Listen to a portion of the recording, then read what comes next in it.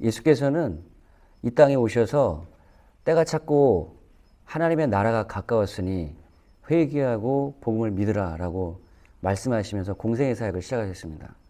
예수 그리스도께서 이 땅에 오신 사역의 목적은 하나님의 나라, 하늘의 하나님의 나라를 이 땅 가운데 시작하시기 위해서, 이 땅에 하나님의 나라를 이루기 위해서 예수께서는 이 땅에 오셨다는 것입니다.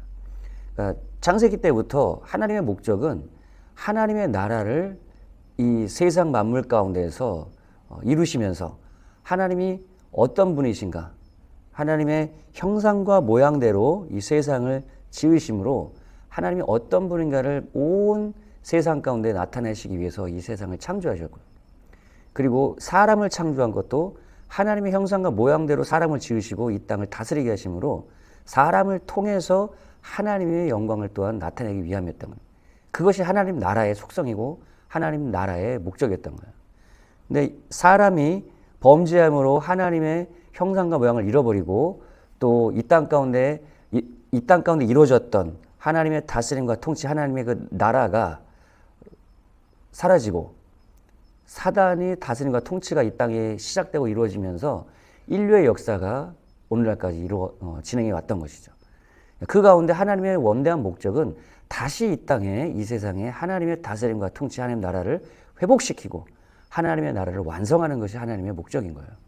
그래서 예수님 이 땅에 오셔서 하나님 나라를 선포하셨고 시작하셨고, 예수님의 십자가와 부활의 사건도 요한복음 12장에 보면 예수님의 십자가의 죽으심은 이 땅의 세상 임금을 쫓아내기 위해서, 이 세상의 죄로 말미암아 하나님 이 죄를 통해서 사단이 이 세상에 들어와서 사단이 다스리고 통치하고 지배하고 있단 말이에요. 사단은 죄 가운데서 그 죄 아래에 있는 세상과 사람들을 지배하고 다스립니다. 그게 사단의 나라의 속성이에요.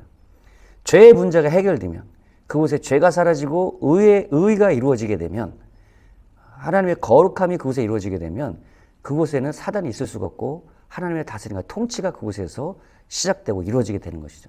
그래서 예수님은 십자가의 죽으심과 부활하심을 통해서 죄의 문제를 도말해버리시고 그곳에 하나님의 의를 이루시면서 사단이 죄 가운데 통치하고 있던 사단을 몰아내고, 그리고 하나님의 다스림과 통치를 시작하셨던 것입니다.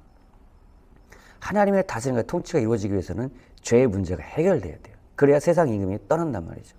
우리 가운데서 하나님이 역사하시고 하나님이 이루어가시는 목적도 바로 거기에 있습니다. 우리 죄인 됐던, 죄 가운데 하나님을 떠나 있던 우리들이 죄의 문제가 해결되어질 때 사단의 지배와 억압 가운데서 우리가 구원받게 되고 하나님의 다스림과 통치 안으로 들어오게 되는 것, 그것이 바로 구원이에요. 우리를 향한 구원의 목적은 하나님의 나라가, 하나님의 다스림과 통치가 우리 가운데 이루어지게 하기 위함인 것입니다. 그래서 우리가 예수를 믿고 구원받을 때 이제 하나님의 다스림과 통치 안으로 들어오게 되는데, 그것이 바로 성령님이 우리 안에 임하심으로 성령이 우리 안에서 우리를 다스리고 통치하게 될 때, 그때 우리가 하나님의 나라가 우리 안에 이루어지는 것이죠. 그래서 로마서 14장 17절에서 바울은 하나님의 나라는 먹고 마시는 것, 하나님의 다스림과 통치가 우리 가운데 이루어지는 것은 먹는 것과 마시는 것, 이것은 율법 규례를 얘기해요. 율법을 지킴으로, 율법에 먹고 마시는 것을, 그 규례를 지킴으로 하나님의 다스림과 통치 안으로 들어오는 것이 아니라 성령 안에서, 성령 안에, 성령의 다스림과 지배 안에 들어오게 될 때 하나님의 나라가 우리 안에 이루어지게 된다는 거예요. 예수 그리스도 안에서 생명을 주시는 성령의 법 안으로 들어오게 될 때, 예수와 우리가 하나로 연합해서 예수 그리스도 안에 거하게 될 때 성령님이 우리를 다스리고 지배하게 되는데, 그 성령 안에서 하나님의 나라가 이루어지게 된다는 겁니다. 성령 안에서 우리가 하나님의 나라가 이루어지게 되면 그 열매가 바로 의이고 평안이고 기쁨이라는 거예요. 성령 안에서 우리가 하나님 나라가 이루어지게 될 때 그 열매가 바로 우리가 의롭게 된다는 겁니다. 하나님과의 관계가 바로 온전하게 된다는 거예요. 그러니까 여러분, 우리가 교회 안에서 뭔가를 지킴으로, 질서를 무시하라는 것이 아니라, 뭔가 규례와 질서와 절기와 이 모든 걸 지키고 충성하고 직분을 이뤄가고 이런 것을 통해서 하나님 나라의 의가 이루어지는 것이 아니라 성령 안에서 여러분 살아가게 될 때 하나님과의 바른 관계가 이루어지게 된다는 거예요. 성령 안에서 봉사하고 성령 안에 성령 인도 따라서 여러분 헌금도 드리고 성령의 인도 따라서 전도도 하고 성령 안에서 섬기고 여러분 그것이 바로 하나님의 나라가 여러분에게 이루어졌다는 증거라는 겁니다. 성령 없이도 헌금도 드릴 수 있고 성령 없이도 성령 안에서 하는 것이 아니라 성령 없이 봉사도 하고 충성도 하고 이럴 수가 있다라는 거예요. 그것이 바로 바리새인들의 문제였던 겁니다. 바리새인들은 하나님과 관계없이 자기의 의를 위해서 충성 봉사했고 자기의 의를 위해서 11조도 드렸고 자기의 의를 위해서 전도도 했던 거예요. 모두 다 자기의 의를 위해서 자기를 위해서 자기의 축복을 위해서 일했던 사람들이 예수님 시대의 바리새인들이었습니다. 그들에게는 의도 없고 하나님 주시는 의도 없고 평안도 없고 기쁨도 없고 안식도 없었던 거예요. 왜냐하면 하나님 안에 사는 것이 아니었기 때문입니다. 그래서 우리의 신앙생활에서 제가 보기에 가장 교묘하게 우리를 속이는 것이 뭐냐면 바리새인들 가운데 역사했던 종교의 영이에요. 종교의 영은 사단의 영입니다. 악의 영입니다. 그런데 뭐냐면 거룩한 모양은 있는데 그 안에 하나님과의 관계에 실상이 없어요. 기독교라는 탈을 뒤집어 쓰고 충성봉사하고 예배 절기도 지키고 예물도 드리고 전도도 하고 다 하는데 그 안에 하나님과의 관계에 실상이 없어요. 성령 안에서 주시는 의도 없고 평안도 없고 그 안에 기쁨도 없습니다. 해야 되기 때문에 하는 거예요. 벌 안 받기 위해서 지옥 가지 않기 위해서 하는 거예요. 내가 축복받고 저주받지 않기 위해서 심지어 11조 헌금도 드리는 거예요. 축복받기 위해서 충성봉사하는 거예요.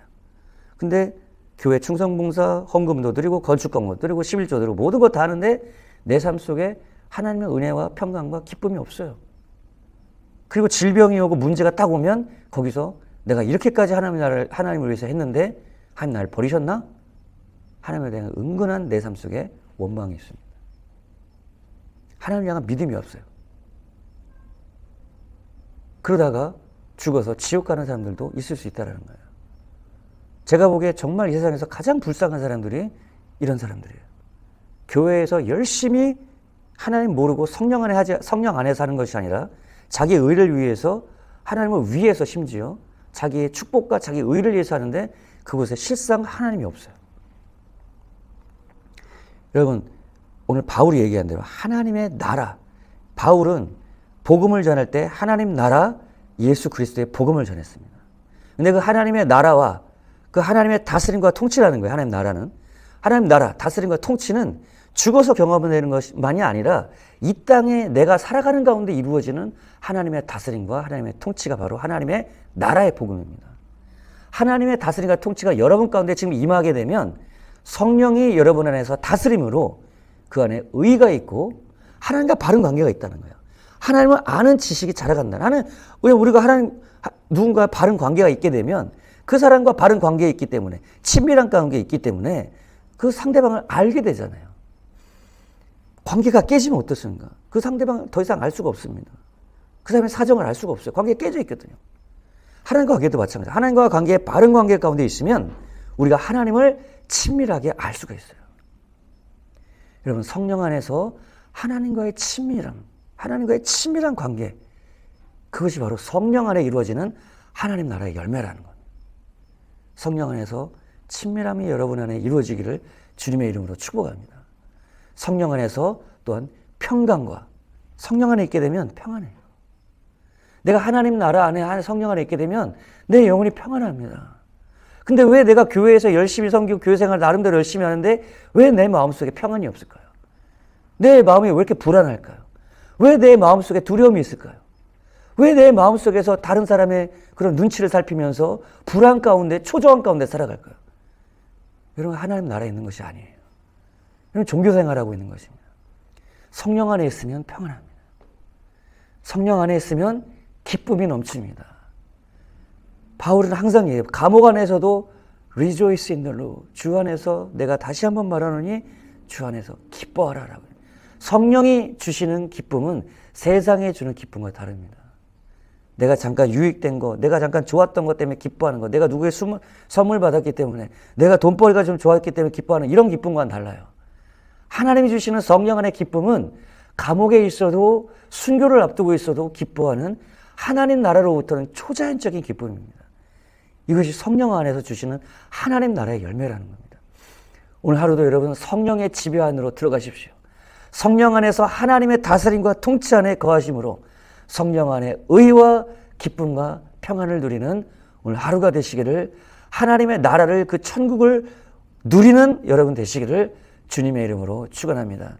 하나님, 성령 안에서 내가 오늘도 하나님 나라의 의와 하나님 나라 안에서 하나님과의 친밀함을 누립니다.